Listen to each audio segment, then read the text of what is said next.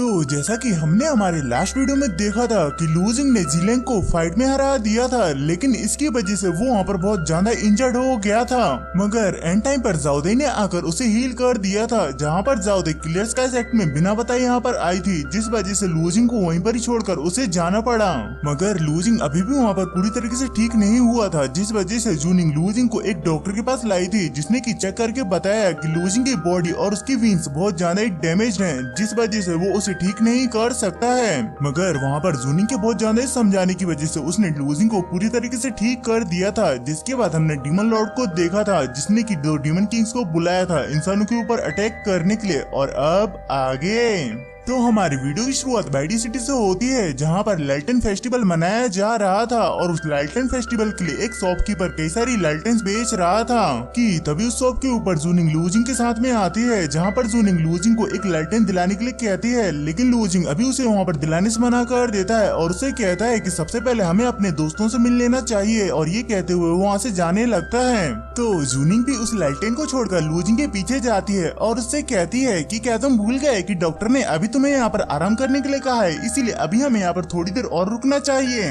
लेकिन लूजिंग उसकी बात न मानकर सिर्फ आगे चलने पे ध्यान देता है, जहाँ पर जूनिंग भी उसके पीछे जाती है। और वहीं हम उनके पीछे एक पेपर वर्ड को भी देखते हैं, जो कि उड़ते हुए कुछ सोल्जर्स के पास में आती है, जहाँ उन सोल्जर्स का लीडर उन सभी को बता रहा होता है कि आज का ये फेस्टिवल बहुत ज्यादा ही खास है, इसीलिए हमें हर समय चौकन्ना रहना होगा, और अगर पेट्रोलिंग करते समय कुछ भी गड़बड़ होती है तो हमें जल्द से जल्द जनरल फिल्म को इस बारे में इन्फॉर्म करना होगा। तो उसकी इस बात को सुनकर वो सभी सोल्जर्स भी समझ जाते हैं। जिसके साथ में ही हम उस पेपर वर्ड को देखते हैं, जो कि उड़ते हुए बाइडी सिटी के बाहर 2 क्यानको टावर्स के पास में आ गई होती है, जो कि बाइडी सिटी पर होने वाले किसी भी हमलों से बचाव करते हैं। और वो पेपर वर्ड उनमें से एक टावर के अंदर चली जाती है, जहाँ पर हम उस टावर के अंदर उसके पावर कोर को देखते हैं, जिसके ऊपर पहले से ही कई सारी पेपर बर्ड्स चिपकी हुई होती हैं, और वो पेपर बर्ड भी जा करके उनके ऊपर चिपक जाती है। और वहीं हम उस टावर के बाहर एक गार्ड को बड़ी मजे से सोते हुए देखते हैं कि तभी वहाँ पर एक और गार्ड आता है और वो उसे मारकर जगाता है और उससे कहता है कि तुम्हें पता है ना कि ये टावर्स हमारी बाइडी सिटी के लिए कितने ज्यादा इम्पोर्टेंट हैं, क्योंकि ये हमारी बाइडी सिटी की रक्षा करते हैं, लेकिन तुम हो कि यहाँ पर सो रहे हो, और अगर हमारे जनरल ने तुम्हें यहाँ पर सोता हुआ देख लिया तो तुम अपनी जॉब से हाथ धो बैठोगे।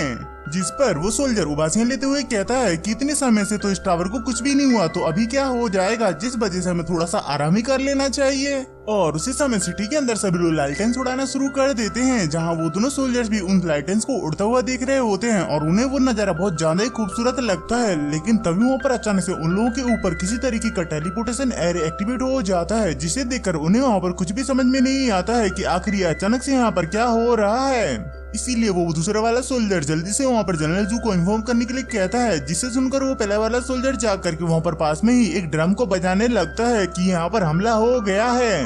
और वहीं बाइडी सिटी के अंदर जूनिंग चलते हुए गायब हो गई होती है, जिसकी वजह से लूजिंग वहाँ पर घबरा गया था, इसीलिए वो जूनिंग को इधर उधर देखने लगता है कि तभी वहाँ पर जूनिंग एक कैट मास्क लगाकर लूजिंग के सामने आ जाती है, जिसे अचानक से देखकर लूजिंग वहाँ पर घबरा जाता है। तो उसे घबराए हुआ देख करके जूनिंग इनोसेंट सी शक्ल बनाते हुए उससे पूछती है कि क्या तुम्हें ये अच्छा नहीं लगा, जिसकी इस बात को सुनकर लूजिंग को वो प्यारी लगती है, इसीलिए वो वहाँ पर मुस्कुराने लगता है। कि तभी वहाँ पर अचानक से उस टेलीपोर्टेशन एरिया के अंदर से थंडर स्ट्राइक्स निकलने लगती हैं, जिन्हें देखकर बाइडी सिटी के सभी लोग घबराने लगते हैं, और वहीं लूजिंग और जूनिंग भी ये सब कुछ देख रहे होते हैं। जिसके बाद यहाँ पर हमारा सीन चेंज होकर के उन दोनों टावर्स के ऊपर आ जाता है, जहाँ पर कई सारी शिप्स आ गई होती हैं, और उन सभी शिप में से बड़ी वाली शिप के ऊपर उन सभी सोल्जर्स का जनरल, जिसका नाम जनरल जू है, वो होता है, जो कि उस टेलीपोर्टेशन एरो को देखने के बाद उन दोनों कैनको टावर्स को अटैक करने का ऑर्डर देता है, और उसके ये कहते ही वो दोनों कैनको टावर्स अटैक करने के लिए रेडी हो जाते हैं, और वो अटैक करने के लिए जा ही रहे होते हैं कि तभी वहाँ पर वो पेपर बर्ड्स उस पावर कोर को डिस्ट्रॉय कर देती हैं, और उस पावर कोर के डिस्ट्रॉय होते ही वहाँ पर वो वाला कैनको टावर पूरी तरीके से टूट जाता है, जिसे टूटता हुआ देख करके वहाँ पर सभी लोग बिल्कुल ही शॉक हो गए होते हैं। जहाँ ये देखकर जनरल जू को भी इस बात पर यकीन नहीं आता है कि आखिर ये यहाँ पर कैसे हो सकता है, इसीलिए उन्हें वहाँ पर लगता है कि जरूर इसमें यहाँ पर किसी गद्दार का हाथ होगा।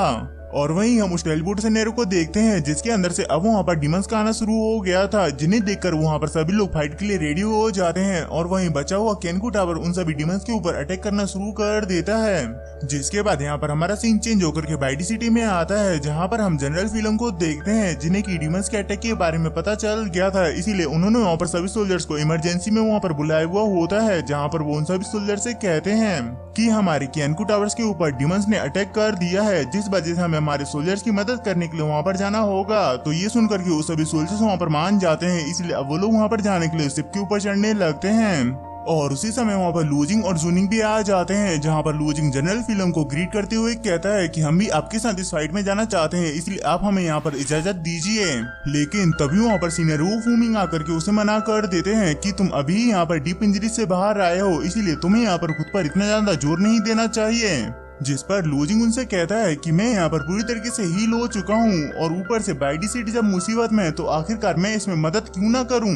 तो उसकी इस बात को सुनकर जनरल फिल्म लूजिंग से कहते हैं कि लूजिंग वॉर कभी एक आदमी से नहीं जीती जाती है, और अगर फिर भी तुम यहाँ पर जाना चाहते हो तो तुम्हें यहाँ पर सभी ऑर्डर्स का पालन करना होगा। जिससे सुनकर लूजिंग भी वहाँ पर कहता है ठीक है मैं करूँगा। तो ये सुनकर के जनरल फिल्म उसे वहाँ पर भेजने के लिए मान जाते हैं, और उसके बाद यहाँ पर हमारा वीडियो यहीं पर ही खत्म होता है। आई होप कि ये वाला वीडियो आप सभी को पसंद आया होगा, और अगर आया तो इस वीडियो को ज्यादा से ज्यादा शेयर कीजिए ताकि इस कहानी के बारे में आपके सभी दोस्तों को भी जानने को मिले। इसीलिए मिलते हैं अपने नेक्स्ट वीडियो में, बाय बाय।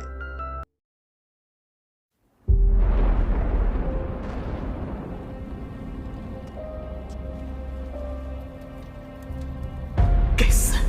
明明吸收斗气的速度远超之前，却为什么无法凝聚于体内？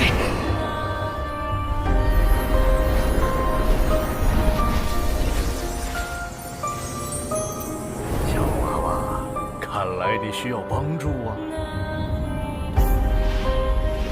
你到底是谁？你一直藏在我的戒指里。我名为不是，明觉这种功法，你为什么一直都不传给我？药老，吸你3年斗之气，老夫也是迫不得已。老家伙，你可知道你吸收我的斗之气给我带来了多少屈辱吗？小娃娃，你想变强，想受到别人的尊重。主们现在何处？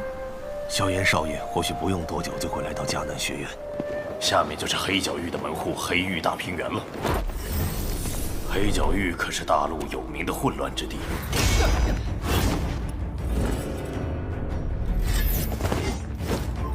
据说这次黑阴城拍卖会是巴善门主持的，他们是这里的掌权者，一会儿进去可得处处小心。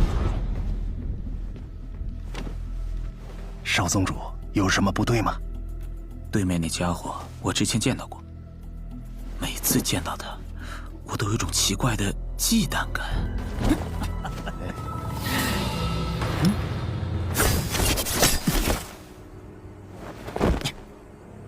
看了这么久，现在轮到你了。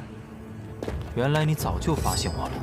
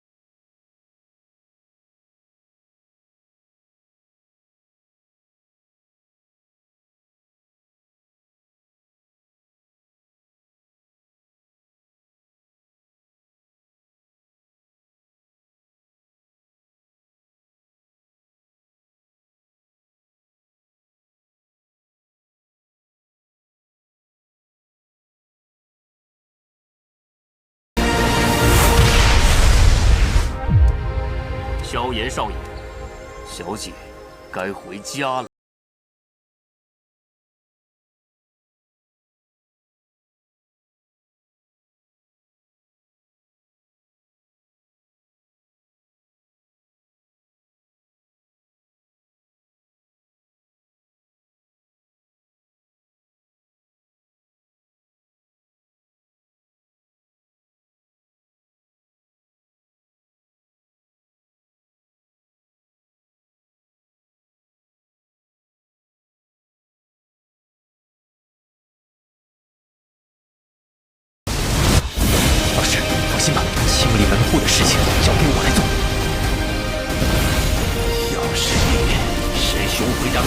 师一起永埋此地。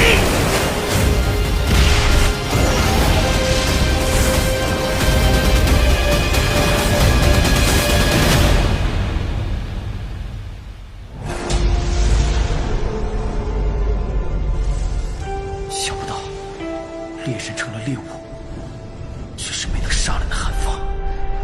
老师，对不住了，这次也连累您了。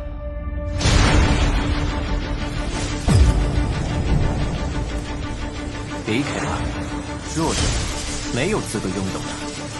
识相的话，就乖乖交出火能，否则一会儿你们就只能爬着进领院了。该死的，这到底是什么鬼东西？既然这样，那留你还有何用？若是当年不与那人硬然定什么3年之约，恐怕也不会让这个家族亲人失散。兄儿，你要走？一旦被他们锁定了位置，我们俩都会性命堪忧。所有的隐忍，只为了这一天，我已经等待了太久。今天若是你能够安然无恙地走下擂台，萧炎从此不再踏进迦南学院半步。他迟早会发现的。既然如此，就给他一个惊喜吧。今天我不会让你们两人彻底的闭上嘴。就算他还活着，你们之间也绝不可能。